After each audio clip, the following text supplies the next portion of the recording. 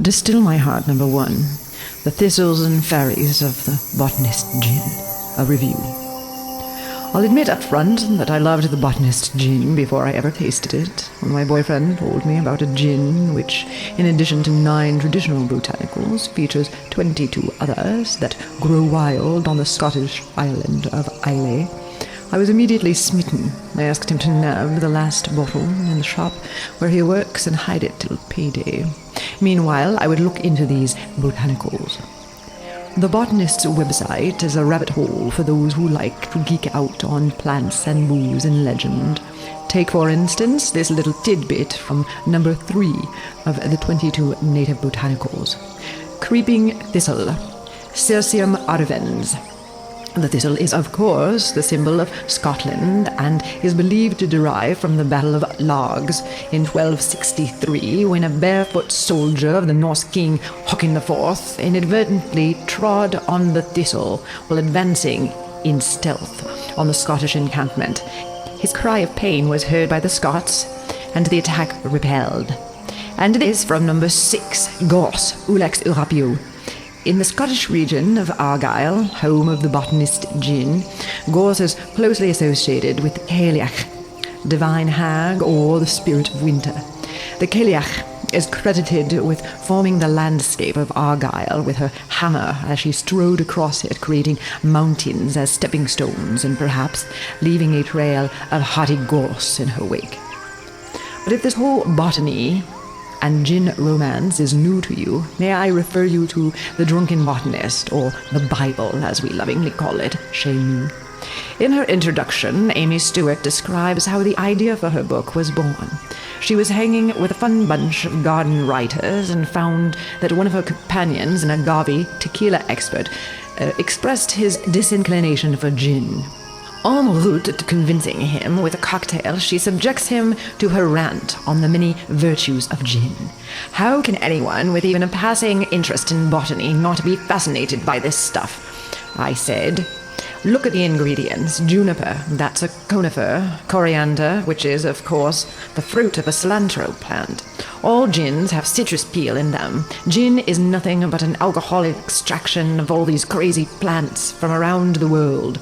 Tree bark and leaves and seeds and flowers and fruit. In fact, gin would basically be vodka and neutral spirit, if not for the botanicals. As the Botanist says on their website, botanicals are the very essence of gin, its raison d'être. Strange to say, my love of gin all started with dry January. Perhaps because I am a masochist, I found that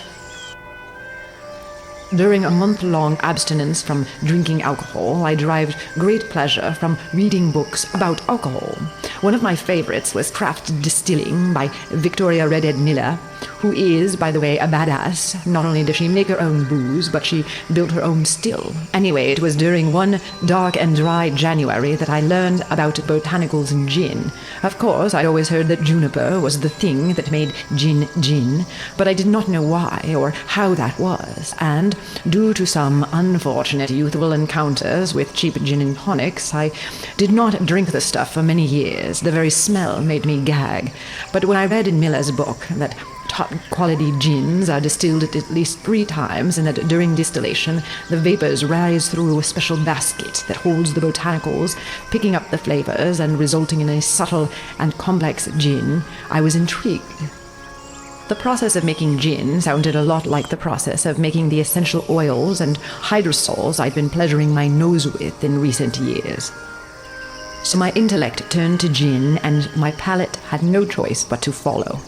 It turns out that there is quite a bit of research out there that suggests that our enjoyment of wine and spirits does require a mental grasp on the thing in question to appreciate it. As Adam Rogers writes in Proof's chapter on smell and taste, people who teach wine tasting classes often tell funny stories about how their students, even with training, prefer box wine in a blind test. And research shows that people say they enjoy a wine more if they know it's more expensive.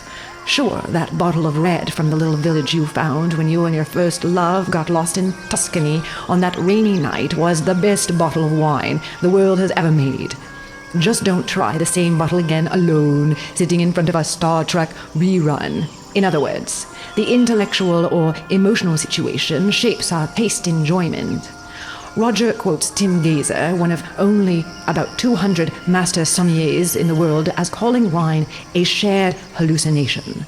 This suggests that what we really like about this wine or that does not, in the usual sense, exist, which is cool, I can relate, thanks to a strange phenomenon called Charles Bonnet syndrome, which sometimes affects people who lose their sight later in life. I experience almost constant hallucinations, basically having felt rather proud and useful, happily processing stuff sent to it via the retina, and now deprived, my visual cortex gets bored and manufactures visual hallucinations.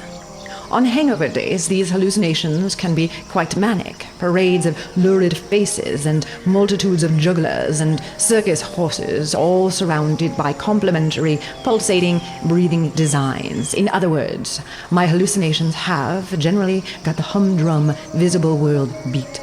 Which is precisely the point of this detour.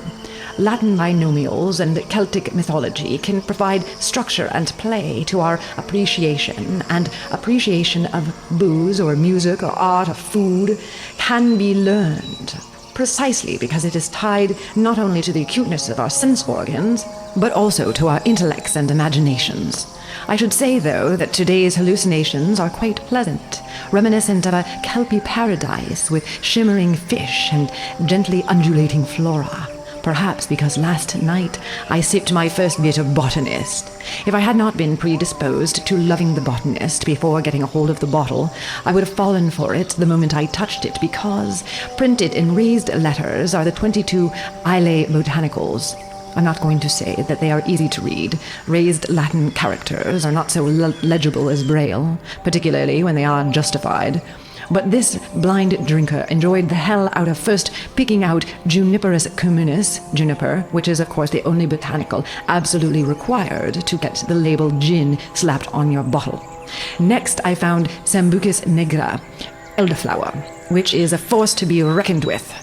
Elder is one of the most powerful trees in mythology. Judas is said to have hanged himself from an elder tree. As a consequence, elder has traditionally become associated with ill fortune and bad spirits. To cut down elder is to be plagued by the demons that live in the tree, and many woodcutters would refuse to chop the tree. In the big bad book of botany, Michael Lago puts it like this: people have long loved the elder for its beauty and host of benefits. Naturally, superstitions grew around the plant. For example, if someone dared to kill one of the stouter varieties to make furniture, the chair or table fashioned from its timber would seek revenge. A chair might fling itself across the room or move about on its own and haunt the home's residents for abetting the plant's destruction. Hurrah for the magical elder. I love elderflower. Elderflower tastes like chocolate, if chocolate were indigo velvet. Here beginneth my extremely idiosyncratic tasting notes.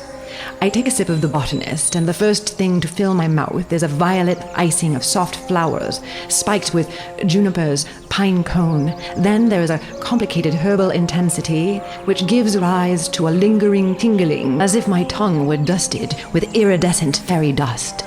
This last makes sense because number 7 of the 22 Islae Botanicals is hawthorn, Critius manogyna, which marks the entrance to the other world and is therefore closely associated with the world of spirits and fairies. In the entry on ghosts in the Encyclopedia of Spirits, Judica Il writes, hawthorn allegedly repels evil ghosts while permitting the entry of helpful souls. Maintain a living barrier of hawthorn bushes and trees outside the home, or bring branches within. But she warns, hawthorn is among the plants most associated with fairies. Do not break off a branch without first seeking permission from the fairies, lest ghosts become the least of your problems. If I've not yet convinced you that you will find spirits other than alcoholic ones in a bottle of Botanist, then allow me one more go. Number 15, red clover, Trifolium praterns, is the species of the legendary four-leaf clover. Many of the Celtic races revered the clover, believing that if one carried a three-leaf clover, it would give advanced warning of evil spirits ahead, and a four-leaf clover would provide active protection.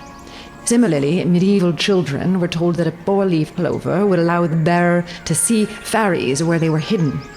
Apparently, the chances of finding a four-leaf clover are estimated at 10,000 to 1, so there has to be at least one in a bottle of Botanist somewhere.